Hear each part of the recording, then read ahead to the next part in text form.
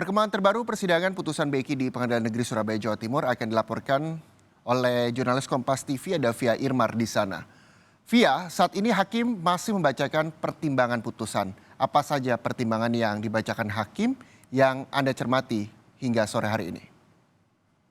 Ya, ada beberapa poin-poin penting yang saat ini dibacakan oleh hakim yang diketuai oleh Sutrisno dalam sidang putusan akhir terkait kasus dugaan kekerasan seksual dengan terdakwa Muhammad Subhi asal Sani alias Beki. Di antaranya terkait tentang wawancara dan juga latihan yang diberikan oleh terdakwa Beki kepada sejumlah santri, di mana diketahui dalam sejumlah keterangan saksi yang hadir pada saat persidangan sebelumnya ini mengatakan bahwa kekerasan seksual itu terjadi pada saat wawancara, kemudian juga bimbingan yang dilakukan kepada para sejumlah santriwati yang merupakan anggota baru dari rumah sakit milik dari Pondok Pesantren Sidikiyah, di mana diketahui pada saat wawancara itulah kekerasan seksual dilakukan terdakwa Peggy kepada sejumlah santri.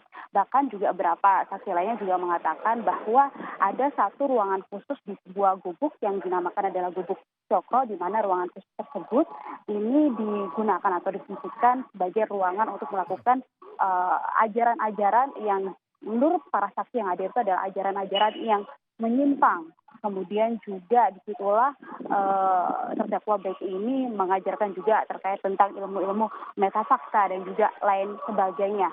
Namun beberapa saksi lainnya ini, Reza, ini membantah adanya ruangan khusus dan juga adanya ajaran-ajaran yang menyimpang yang dilakukan oleh terdakwa Beki kepada sejumlah santri yang diduga menjadi korban dari kekerasan seksual, yang dimana diketahui pada saat persidangan itu kekerasan seksual ini dilakukan sejak tahun 2012 hingga tahun 2017, hingga kemudian terdakwa Beki ini ditetapkan sebagai tersangka pada tahun 2019.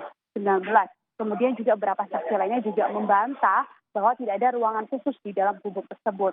Kemudian selain itu juga ada poin penting yang kemudian tadi disampaikan oleh Hakim Ketua Sutrisno, yang dimana beberapa saksi yang setelah hadir sebelumnya ini menyatakan bahwa kekerasan seksual yang dilakukan terdakwa Beki ini dilakukan pada malam hari, yaitu dalam rentang waktu antara pukul 6 sore hingga pukul 11 malam waktu Indonesia Barat. Namun beberapa saksi lainnya yang berasal dari pihak terdakwa Beki ini membantah bahwa tidak ada kegiatan di gubuk tersebut di antara sore hari hingga malam hari, karena kegiatan wawancara kemudian juga bimbingan terhadap anggota baru salah satu rumah sakit yang merupakan milik dari Pondok Pesantren Sidikiyah ini hanya dilakukan pada pagi hari hingga siang hari. Setelah kegiatan wawancara dan juga bimbingan yang dilakukan tersebut, terdakwa Beki langsung kembali pulang. Seperti itu, Reza, poin-poin penting yang hingga saat ini bisa saya garis bawahi.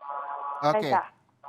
Vonis juga masih belum dibacakan oleh majelis hakim. Tadi kita juga melihat dari visual yang Anda kirimkan teman-teman liputan dari Surabaya, Jawa Timur, bahwa banyak sekali pendukung terdakwa yang berkumpul di luar gedung pengadilan dan juga para pendukung dari terdakwa juga melakukan doa bersama. Lalu bagaimana kondisi terkini? Bisa Anda gambarkan kepada kami, Via? Ya, Reza dan juga saudara, saat ini saya berada di luar ruang sidang Cakra yang menjadi ruang persidangan untuk kasus terdakwa Beki ini. Dan di luar ruang sidang ini masih banyak sekali kerabat, keluarga, dan juga simpatisan dari terdakwa Beki ini menunggu hingga hasil putusan akhir dibacakan oleh ketua hakim yang saat ini masih terus berlangsung. Kemudian juga terkait tentang pengamanan dari tadi pagi sejak pukul 7 pagi hingga sore hari ini, pengamanan dilakukan secara ketat oleh polisi. Ada sekitar 200 polisi yang disiagakan, baik itu di luar gedung Pengadilan Negeri Surabaya maupun juga di dalam gedung Pengadilan Negeri Surabaya untuk menjaga agar jalannya sidang ini tetap aman dan juga nyaman.